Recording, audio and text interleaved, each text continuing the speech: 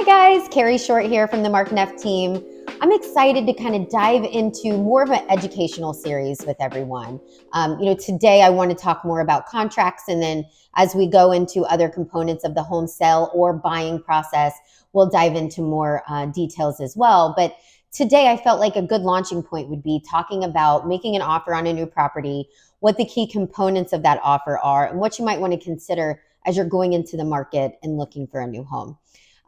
First and foremost, most everybody knows this, but it is, goes without being said how important it is to have your pre-approval ready, to know your budget. Your agent is going to be there to help you kind of narrow down the areas and what you're looking for, and particularly maybe a specific neighborhood that's going to meet your requirements.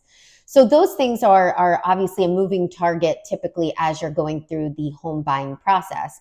But once you find that dream home or the perfect house for you, putting together an offer that's going to have you win and actually get into contract is the goal, right? So you definitely want to work with your agent and put together an offer that you're comfortable with, and that if you were to lose the property with this offer put forward, you can walk away with your head held high and not feel like, gosh, I wish I would have, put an extra $5,000 on that offer or what have you. So I really encourage all of my clients to come to the table with the best foot forward, the best offer they can possibly put out there, so that we can have a competitive advantage to other people on the market. So one of the big things that you have to consider first and foremost, of course, is what are you willing to offer for that particular property, which is going to vary based on the property itself, the market conditions, lots of variables there. But just working with your agent, making sure your agent is educating you on what is sold recently. Is the property overpriced, underpriced?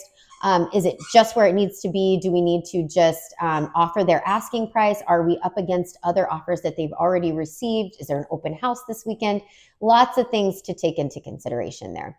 So price of your offer is very important, probably the most important.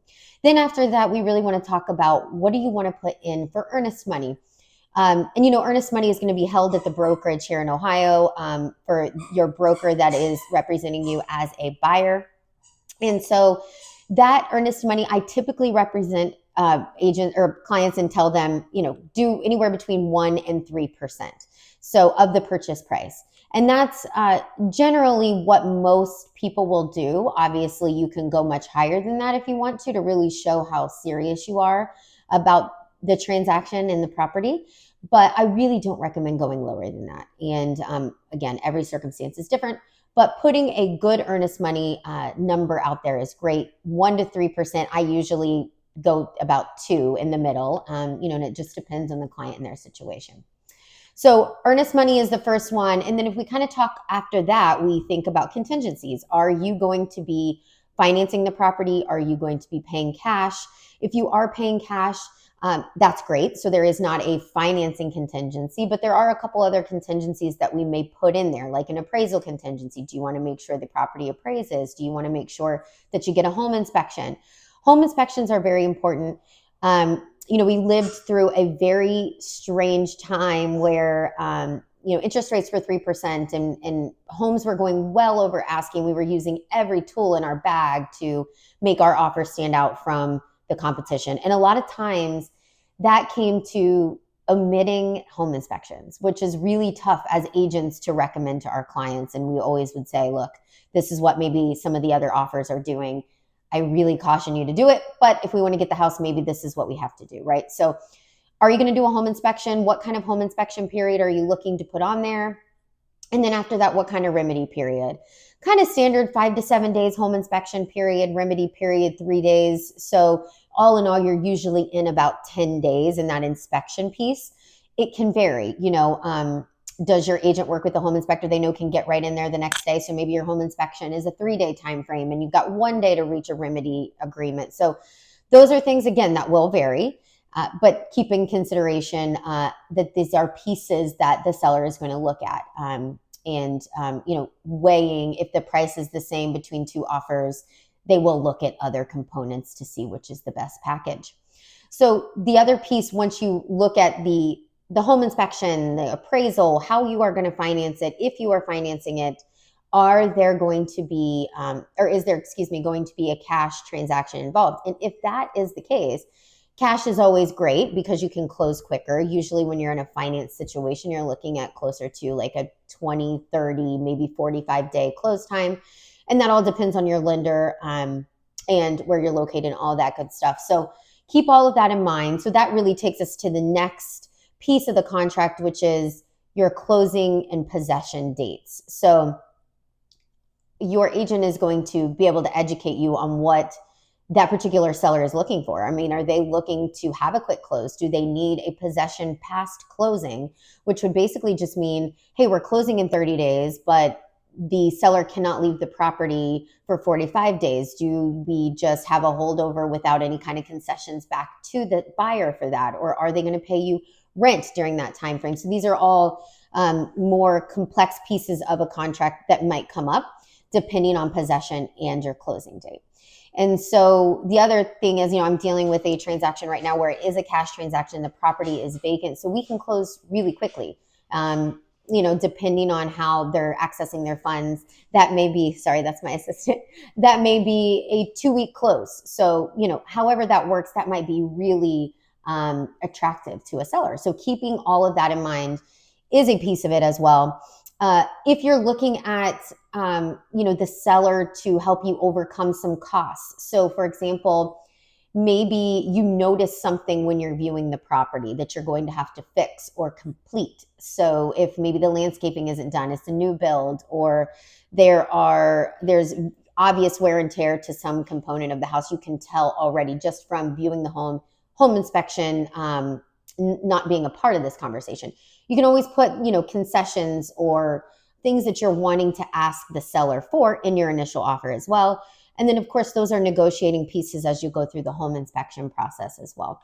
So again, your offer and how competitive you want to be, things that you want to omit or ask for are really going to have to do with the market in that particular property.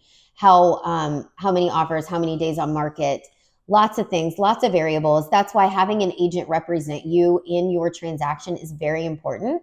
And having an agent that is willing to chat with the listing side and find out what's important to the seller, because just submitting an offer sometimes is not good enough. We need to find out things that we're not seeing online on the MLS that we know maybe circumstantially with the seller, or maybe they had a deal fall through in the past that they really don't want to see, certain things again that they want to steer clear of. So definitely encourage you to find an agent that you like, know, and trust that can represent you in a very good way to help you get the property that you want. Obviously, I would love to be that agent for you. If that's not the case, then there are certainly wonderful agents out there that can help you and put a competitive offer together. So, and lastly, what I will say is, you've got this offer nice and it's buttoned up and you're ready to present it to the seller side.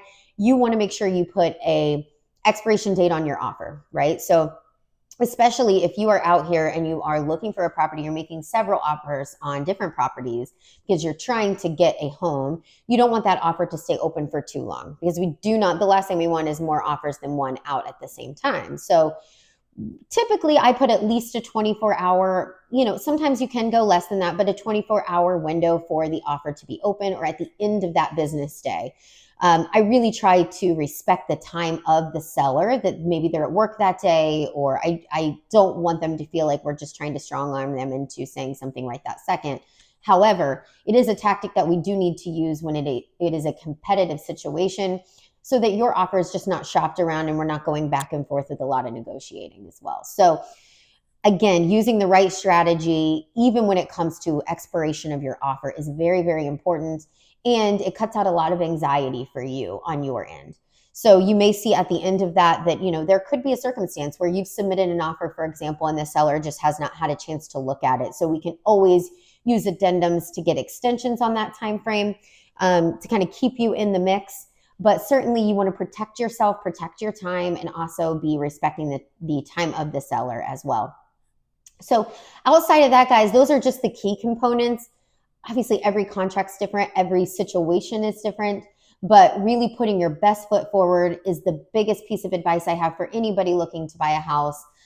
Just be confident in what you're submitting. And I always tell my clients, just let's put something together that we know if we don't get it, we can walk away with our head held high. And the woulda, coulda, shouldas are not a fun place to be when it's your dream house, right? So if you have any questions, please post them below. Shoot me a DM. I'm excited to share some educational pieces with you guys and look forward to maybe helping represent you in buying or selling a home in the future. Thanks so much. Have a good day.